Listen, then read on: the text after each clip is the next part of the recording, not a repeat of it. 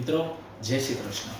અંગ્રેજી ભાષાની અંદર ઘણા બધા સાયલેન્ટ વર્ડ આવતા હોય છે અને એ પણ ખાસ કરીને કે શબ્દ જે આવતો હોય ત્યારે ઘણા બધા સાયલેન્ટ વર્ડ આવતા હોય છે, જેમ કે નોલેજ, ત્યારબાદ નો, ત્યારબાદ ની, ત્યારબાદ નાઇફ.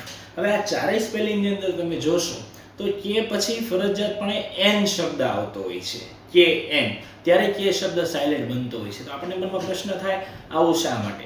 તેનું કારણ છે ઓલ્ડ ઇંગ્લિશ અને મોડર્ન ઇંગ્લિશ. ઓલ્ડ ઇંગ્લિશની અંદર આ શબ્દો વંચાતા હતા, જેમ કે નોલેજને ત્વનોલેજ, નીને ત્વની, આ પ્રમાણે વંચાતું હતું. પણ જેમ જેમ મોડર્ન ઇંગ્લિશનો વ્યાપ થયો એ પ્રમાણે કે જે છે તેને વંચાવવાનું બંધ થયું, કારણ કે જે સ્પેલિંગ છે તેનો ઉચ્ચાર થોડો નાનો થાય. તો આપણને મનમાં પ્રશ્ન થાય તો પછી સ્પેલિંગ જ બદલી નાખવાનો હતો.